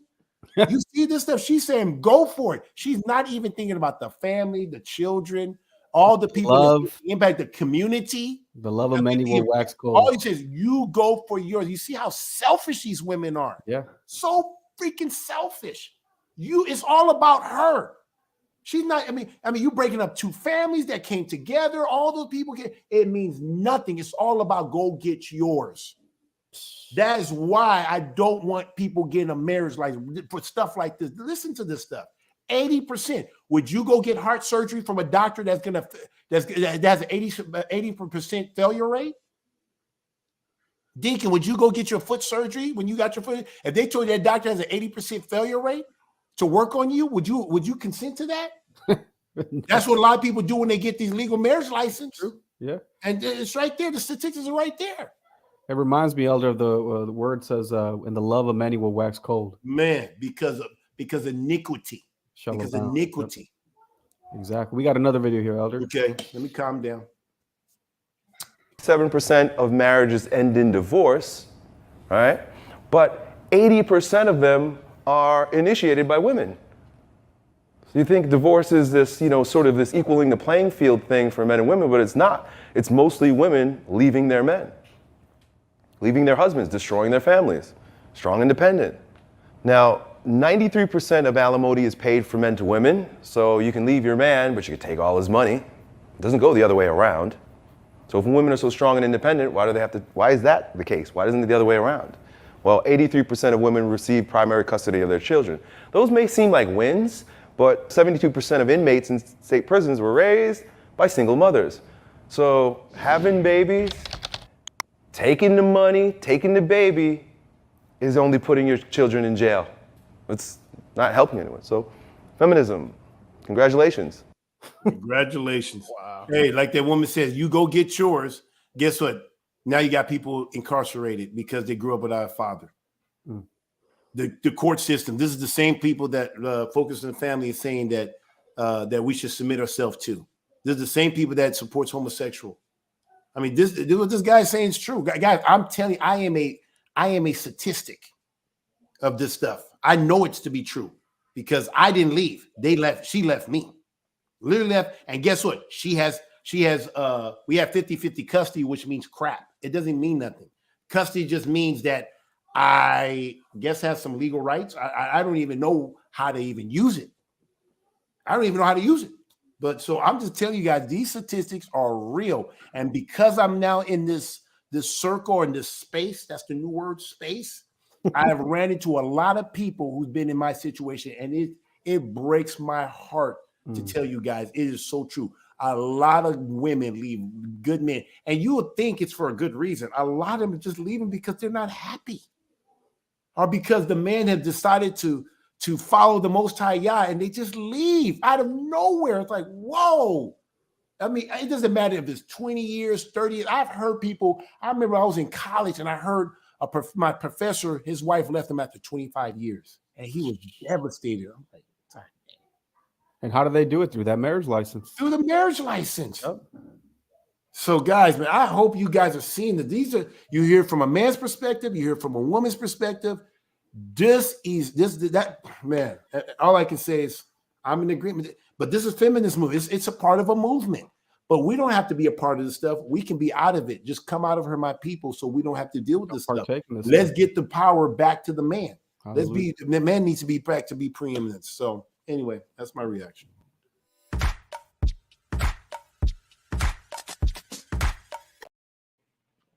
All right. Well, guys, we're back. I appreciate you guys. If you guys are on here, have not hit the like button, please hit the like button. Please subscribe if you're new. If you like what you're hearing, guys, before I show this thing that's very personal to me, if you guys are like what you're hearing right now, I need to see if you guys are in, if I'm jiving with you. Is that a good word? Press a 5. Give me a 5 if you're jiving. I haven't heard that word in a while, but yes, it's a good word. I don't know. Give me a 5, guys. I need to know you guys here because this is deep.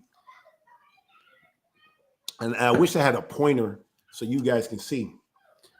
If you, I think it would be kind of interesting, Elder, because if you look to your left, it looks like you're looking at the screen, so you can point your finger literally on the no, the other way. You know what I'm saying? Where it's kind of, so you can almost use that as a way to point certain things out. So, but yeah, obviously don't go too far where we lose your hand there.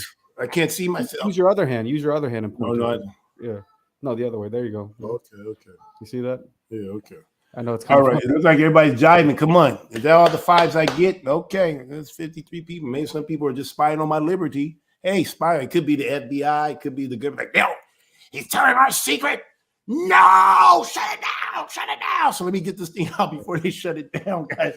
Let me get this thing out. Okay. So, guys, let me show you something. So, guys, I want to show you guys a transcript. Now, it's crazy when you are going through a divorce. If you guys never been through a divorce before, it is, guys, I'm telling you, it get the best of it. It makes you want to commit suicide. I didn't understand it at the time, but now I know. So I don't look down when those are just thoughts that Satan puts in your mind because he tries to get you at a weak moment. But while you're going through the process, you're literally on an emotional fog. You don't even know what's going on. The attorney is doing things. They're making decisions for you. You're not even thinking clear. Okay, guys? I mean, you're the only thing I knew was the word. I knew the word. That's all I had. It was like a lamp unto my feet. It was like I was in a dark place trying to figure this out. And the whole thing, my whole family, my whole life is being administrated right before my very own eyes. And I have this attorney who I think is supposed to help me. And the whole time, he's literally helping to destroy my family. And he's in on it. And I don't even know it. And I'm going to show you guys this stuff. So let's go to the first slide. The very first place of the transcript. I'm going to show you guys something. All right. Let's make this thing big so people can see it. So, guys, this is my transcript. And I'm glad I got this one because I should have done this for every time I went there. But maybe this was the official one. So as you guys can see, where it says, right, the state of Wisconsin. I got a marriage license from the state of Wisconsin.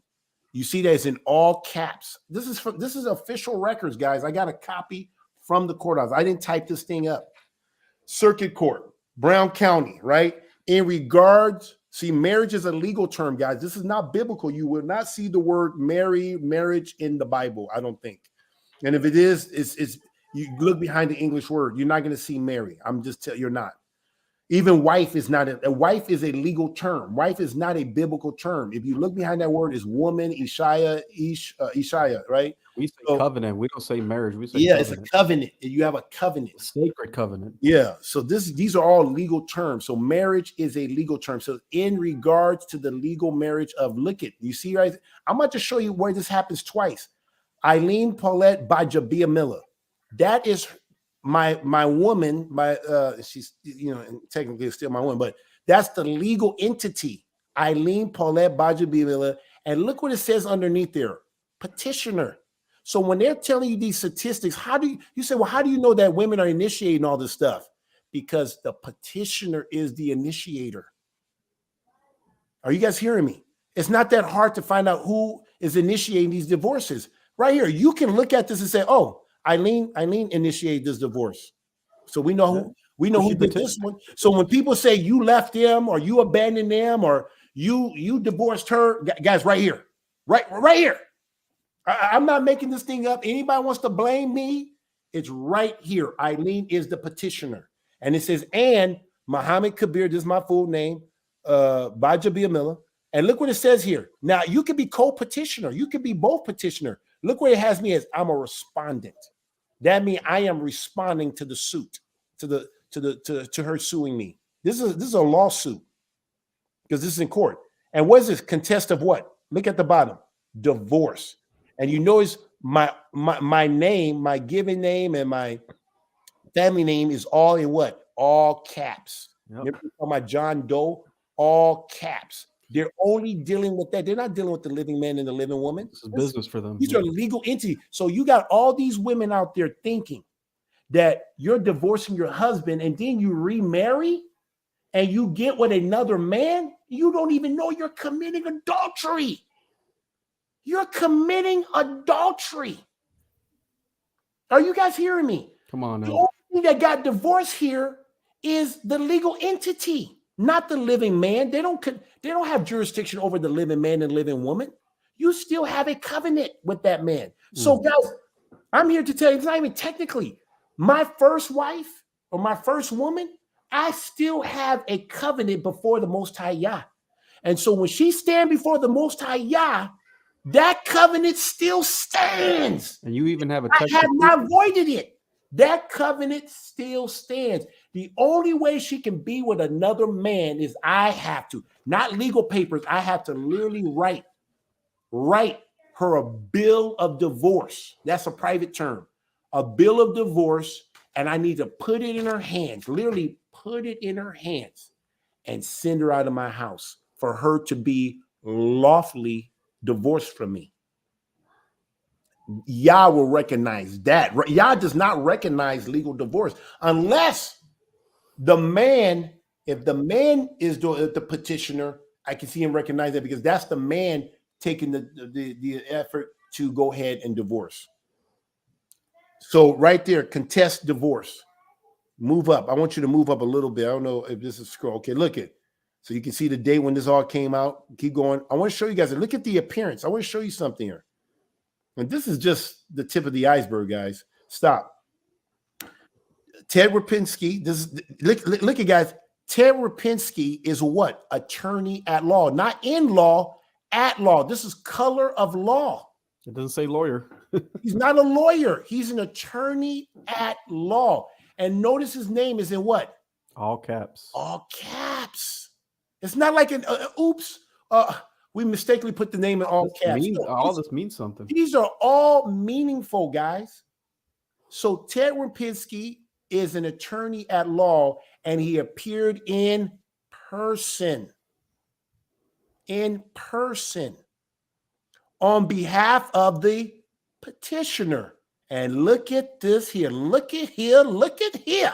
What do you notice, Deacon? It's talking about the living woman. The living woman is in the room. Because it's not all caps. It's not all cap. So right here, you know they're talking about two different things here. You got Eileen, the cap, the corporation is divorcing the corporation of Gbaja-Biamila.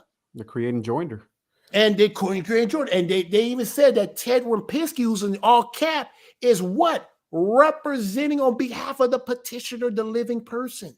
So the dead representing the living. Yes, the dead representing the living. Because you have to understand, guys, all these attorneys at law give an oath. Come on. They have a duty to the court. So that's why you won't see his name in lowercase. You're going to see his name in all caps because he gave an oath. And so that's a bar exam, all this stuff. So he's just this legal entity is able to stand and speak on behalf of the living woman, Eileen Gbaja-Biamila. Look what it says here. This is my attorney, John D'Angelo, attorney at law, appears in what? In person. It's not what you guys think in person. That's a legal term too. Yep. Person is a legal term. You don't want to be, I'm a man. That's why you hear man. I'm a man, not a person. But I know these are terms they teach us in school. And so they teach us to talk in legal terms so that we can be a slave to the system. Yep. When we teach our children, I don't even like to use the word children because children is our seeds. It's a legal term. Look at the stuff that we be teaching our sons and daughters. Look at this. I don't know if you guys can see. One day I'm gonna put this there. Look at this. This is the type of stuff that we teach our private school. Our true private school. We use in when what? When we in something. When we refer to something or someone in the ground or in body of water in. We teach them you're not in Wisconsin, you're on Wisconsin. Look at this. One day I may teach this real quick, but you're on Wisconsin. Now, when you say we look, I live on Wisconsin. I live on Green Bay, not in, on. Where you use something is. See, now I'm in the house. Now I'm physically in the house. That's different. I'm on the forest. What we say, we're in the forest. No, you're on the forest. Now, polar bear, what it says, the polar bear lives on the Arctic. I'm on the park. So when you see RC who are growing up in the truth and who's growing up free from the system, that's how they talk. If you tell them, hey, you live in Wisconsin, they're gonna be like, no, I don't live in Wisconsin. I live on. If you say you have a last name, I don't have a last name. I have a family name or a surname. You have a first name. I don't have a first. So we're going to make sure they talk so freaking different that when a cop pulls them over, they're going to freaking look like an alien to these cops. They said, man, this guy's, yeah, just keep on going. You're not one of these easy slaves that we can just charge and make money off on. Just keep on going. Hey, do you have, hey, sir, hey, you seem young there. Do you have a driver's license? License? What do you mean? Do you have a permit to drive that car? Oh, permit. That sounds like permission. Yeah, my daddy. Yeah, Baba.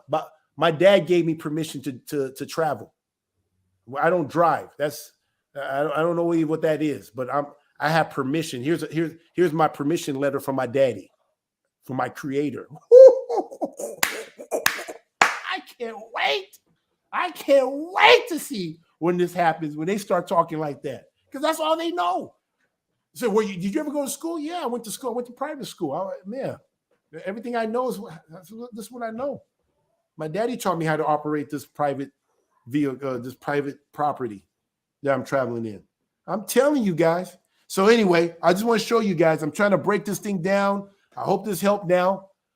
Now, I want to show you something here, guys. Now, in contract law, a contract, if it's signed under duress, under threat, or coercion, that contract is voided. It becomes voidable. So if you go to court and they find out that the contract was signed under duress, that's why some people, when they sign a prenup, some of you guys out there, you think your woman is signing a prenup, and then all of a sudden she divorced you, and you think like, oh, I'm good, ironclad. And then she goes in there and says, I signed it under duress. That contract is over. They will come in there and rip your freaking head apart. That's how they get through the prenup. It's so easy to get through the prenup if you don't know that. So you better make sure you're recording your woman. You better make sure you have all these witnesses. You better ask, are you sure you want to sign this, and have all the evidence that she is signing this on her own free will. You have to, contracts has to be agreed on a free will basis. It cannot be coerced, threatened, duress. These are key words. I hope you guys are hearing me, because I'm about to show you how they do it. When I signed this contract for my divorce, I signed it under duress. Are you guys hearing me? Do you hear me? I signed it under duress. Deacon, would you say I signed it under duress, or did I want to sign that? Oh, no, you signed under duress. I signed that under threat, coercion, pressure. I did not want to sign it, but they got me to consent to give up my sons and daughters. I didn't want to give them up, but I was forced to give them up. I signed under duress. I repeat, Mayday, Mayday. I signed under duress. And the attorneys know how to deal with people who are under duress to get them to consent unknowingly. And I'm going to show you how they do it. All right, let's go to the next slide. All right. Okay, guys, this is it. I'm about to show you now. This is Eileen, my ex-wife. And when I say ex-wife, I'm talking with legal. So she's my woman with the covenant that we originally had when we consummated. We have a covenant, and then we have a marriage license. We no longer have a marriage license.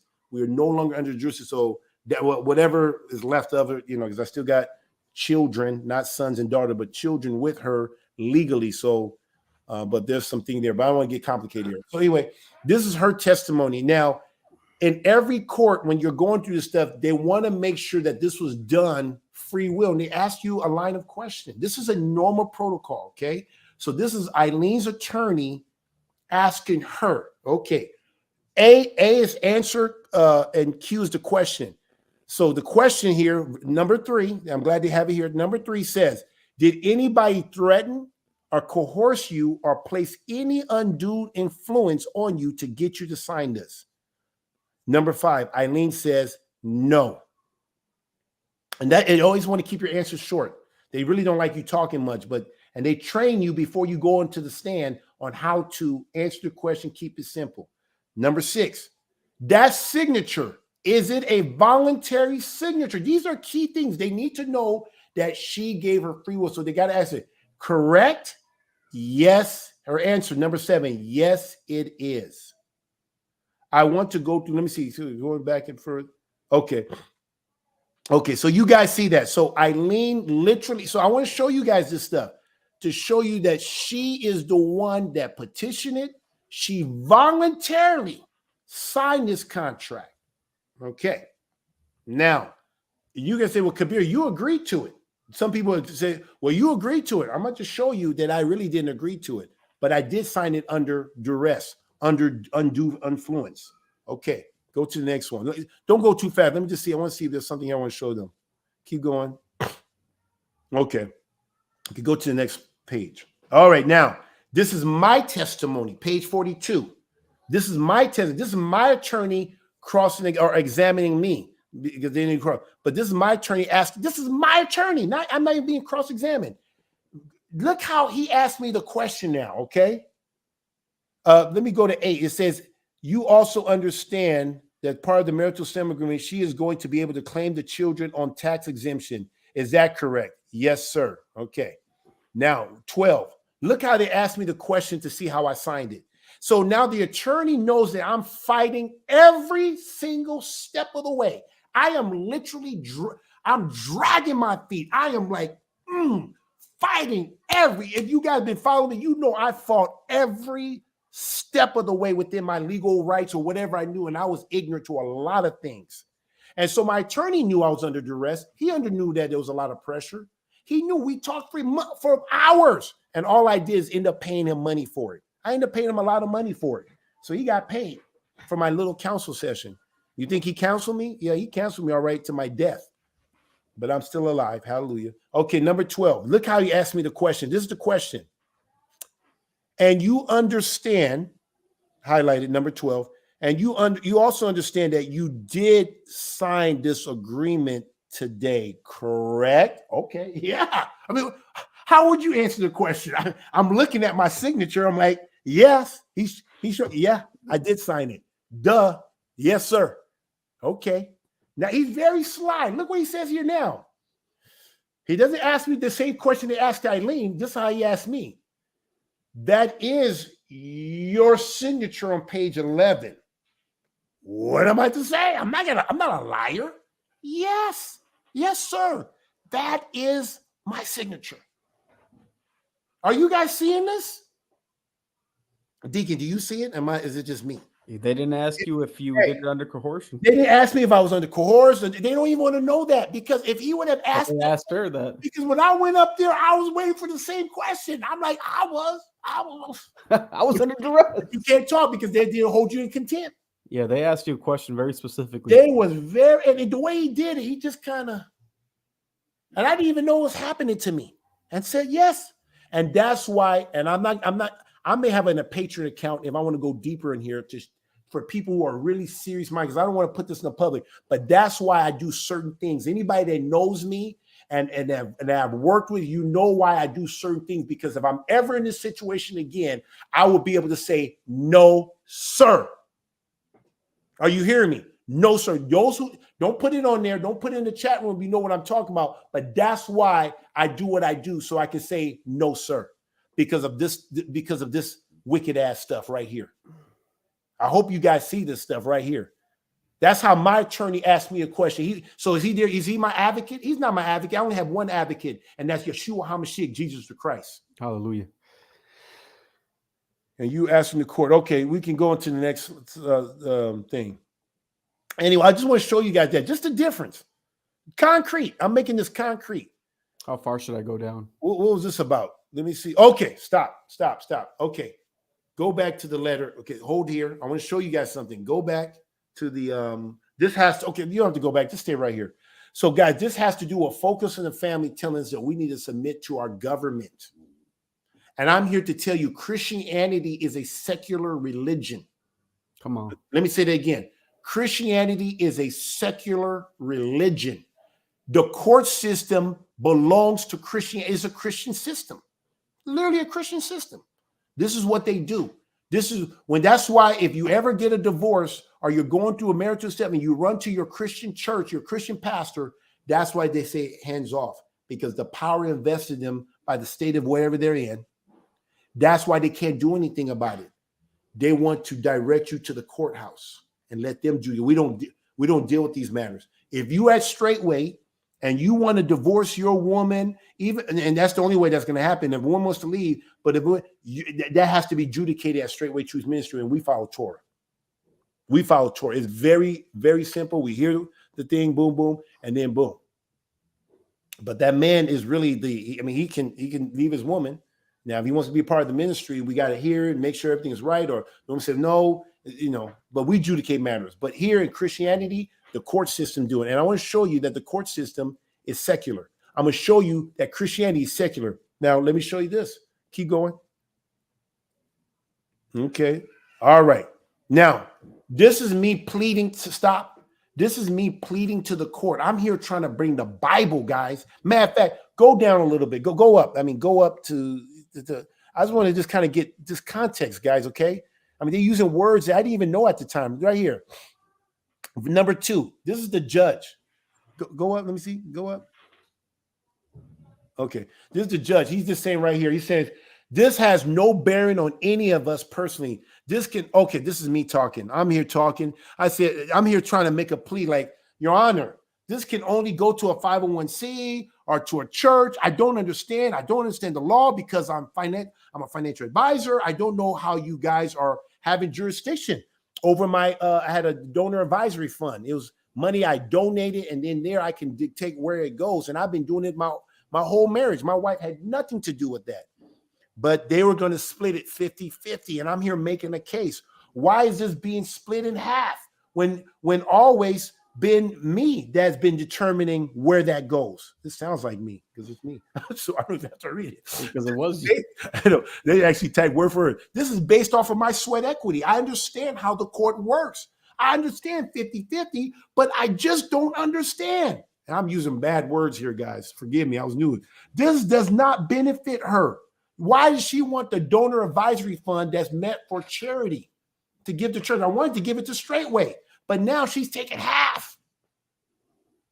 This is messing with me spiritually.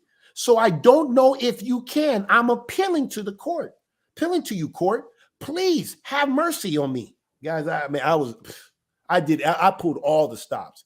Now listen to what this court told me. The judge, when he says the court, he's talking about the judge. He says, well, let me explain to you. See, I'm not a you, but he's going to explain to, so you know why he says you? You guys think he's talking about you and you and you. He's not talking about you. He's talking about the legal entity, all caps. But I'm thinking he's talking to me, but he's talking to you, the all caps. I'm just a representative of I'm not even the representative, the attorney is, but they allow me to talk to make me feel like I'm being heard. And they'll make you feel like you're being heard. You will feel like you're being heard. So it goes on to say this, that you live in a secular republic. You see what he says? He says you live in a secular republic. Go down more. He says, let me see right here. Okay, right here. He says right here. He says, I understand. And the court says, so the reality of this is, he says, and I'm a Christian. The judge says I'm a Christian. He is a Christian. So the reality is that he says is that the government under which the republic was formed, there is a decision that's not adopted. There's a decision not to adopt either Jewish code or as related to law giving, the Quran as related to law giving, or the Bible, and the various Christian sects.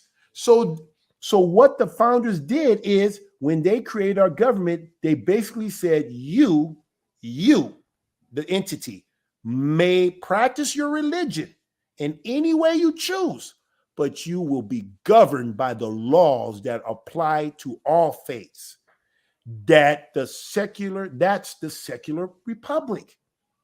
So, having chosen to be a citizen in this republic, public, take out public, that was necessity happened whether you intended it or not. Your religious convictions, when it comes to under the law of the republic, have to yield, as I have given up my conviction where I have invoked this law, where I did invoke this law of the secular republic. So this is the question or even my willingness to the extent of compassion or sympathy to either parties, I have no power to do that because because when I took my oath, it was an oath that I was swore to uphold the Constitution. Now he's bringing in constitutional, which has nothing to do with my situation, and the laws. And the laws are secular. So I am very empathetic and understanding of exactly what you are saying. But the reality is this: when we choose to live in this, let me say again, when we choose to live in this, in that what the court believes, at least, is a great republic, which gives us all these personal freedoms. No, you don't get your personal freedom from your freedoms comes from the Most High Yah. But when you choose, like he says, when you choose to live in this, guess what? Then now the republic could give you your personal freedom. Now it becomes a privilege and no longer a right. And that's why I say Yah gives, not the republic. Yah gives, not the republic. That's me putting my note. Yah gives, not the republic. And the Wisconsin preamble says you have life, liberty, and property or pursuit of happiness. So anyway, I think that's it, right? Is there another one? What do I want to show here? But you look right here. I'm just going to read the highlight. He says, but when I took the oath, I vowed myself to follow the law. I had to give up when I took the oath.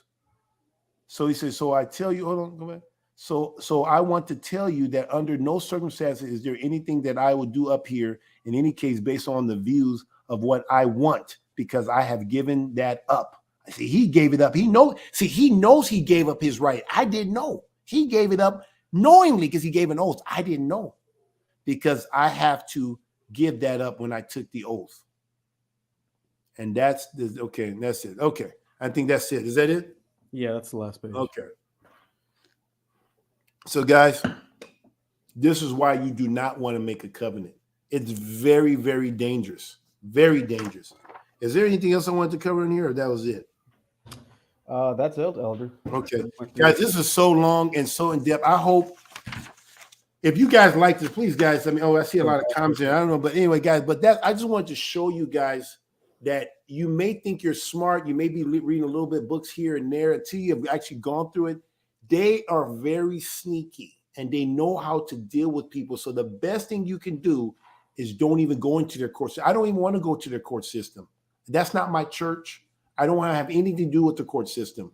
If I have any issue, I'm going to take it to the leaders of Straightway Truth Ministry. I subject myself to that according to Romans chapter 13, verse 1 to 12, or whatever they mention. That's where I subject myself. Those are the saints. I'm not going to subject myself to these wicked ass people. And so when all these women think they're getting a legal divorce, they think they're getting a lawful divorce. It's two different things. You just legally divorced a man. Your entities got divorced, but the man and the woman is still married. So my ex-wife, my ex-legal wife. So now when I say this, you guys understand why. Oh, okay. So just because I say it's my ex-wife, that's not my ex-woman. That's my ex-wife. Yep. That's a key word. So you won't hear me saying Bree's not my wife. She's my woman, my Ishaya. I would never ever have a legal wife ever again. Ever. And so my ex-wife is with another man, and she got legally married to another man, and she's laying with another man. Physically and legally, she's in the bed. She's committing adultery. And so all these women, 80% of these are women. That's why it says, man, I saw her riding the beast, Jezebel. There's going to be a lot of women that have hell to pay. A lot. So that's all I have for you guys. This may be a, I don't want to, this is a part one. We're going to continue going into stuff because I want to continue, not necessarily into details, but now. Oh, there's so much more. Yeah, I just want to just break down. So when you guys hear me speaking and you're trying to figure out what I'm saying, now you understand what I'm saying. Because sometimes I'm just saying it, and I just got to be mindful that the viewers here may not understand the terms, private versus public, legal versus lawful. So when you hear me, I'm trying to be very intentional. Wife versus woman, marriage versus covenant. These are different terms. It not mean all the same thing. You may think, if I say marriage, you may think, oh, they're married. In the Bible, there was no marriages in the Bible. They had covenant relationships. Yeah. So anyway, I'm done. We have a few things in the chat. Let's see. I'll read Okay. them off to you, Elder. Solomon King says, the Christian church received their authority to marry through the state. Yes, that's where they get their power. Lisa Weeby, Mm-hmm. I'm saying that right. Apologize. I live in California. My husband and I are taxed to death. Oh, Yeah, tax that you because get out of California. because no, get out of the system. That's because you're illegal, because you do everything in the legal, in the system, in the public. If I didn't have a wedding ceremony, we could have put a down payment on our home. Yes, yeah. Yeah. There's Peter Rambo preach. Shout out to Peter Rambo. Shout out. This is Ty from California. Oh, Ty, I know him. I know Ty. Ty, okay, he's a guy I grew up with, playing Tecmo Bowl with. Oh, okay. Yes, I know him. Peter Rambo, destroying / inverting the authority structure is the adversary's oldest trick. Yeah. Yep. Inverting. English is a dangerous language. Yeah, it's very. That's why they didn't want us to read. That's why a lot of the stuff, if you want to hide something from Black people, put in the book. Now, thank y'all for the advent of technology. We can look a lot of things up. Where, knowledge has increased. So we're in that time where knowledge increased. So people like me that looks like me can now actually go and look this thing up. We don't have to go to the public library. That's where all this stuff was hidden. It was hidden. And then because they didn't really teach us how to read and made English so hard for us, we just avoided it like a plague. Mm-hmm. And so now we're educated. We can now read for ourselves. So people are starting to wake up to this stuff. They've perfected double speech. Double speech. Yep. Yes. So when I say private, you thinking like, oh, private, but you don't know, or public. Oh, that's just for, let's not put it on YouTube, because then that's gonna make it. But no, I can show it on YouTube. And guess what? I know the state don't recognize me and Bree.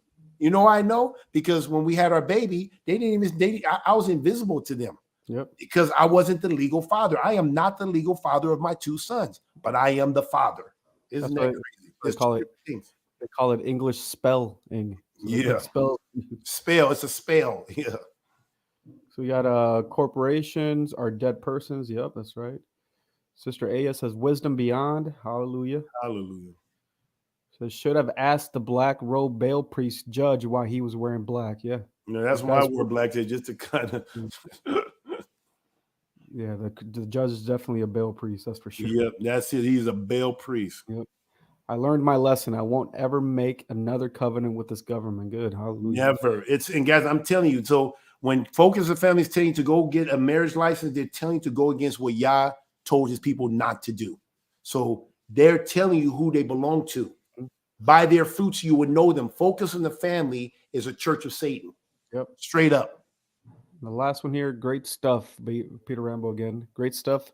I'll be going back to hear the part I missed. Definitely sharing. Hallelujah. We appreciate that. And that's it, Elder. That's all we got. All right. I'll do my outro, and then you can give your last closing words. Okay. Here. Make sure to like, comment, and subscribe if you haven't already. Remember to visit straightway.com for resources and newsletters. If you're interested in fellowship with Straightway, you can call the dining hall and ask for Elder Becker. The number to call is 615-688-3025. Again, if you'd like to fellowship with Straightway, you can call the dining hall, ask for Elder Becker, and the number to call is 615-688-3025. You can also visit straightway.com for more contact information. Elder Kabir, please give us your closing words.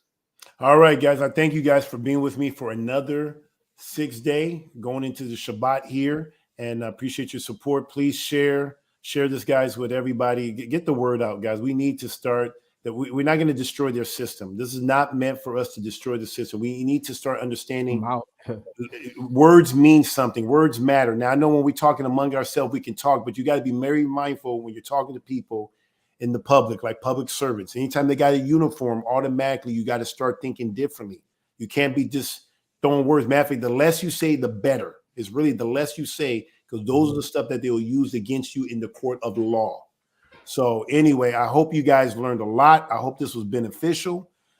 So I just want to say, remember to be faithful in the little things. And remember, when you sign something, read what you sign. And if you don't, if you need to just sign it, I'll have to figure out how to get the information to you guys. Those who know me personally, or you call if you call the dining hall, or somehow get a hold of me through email or whatever, I can probably share how I do it.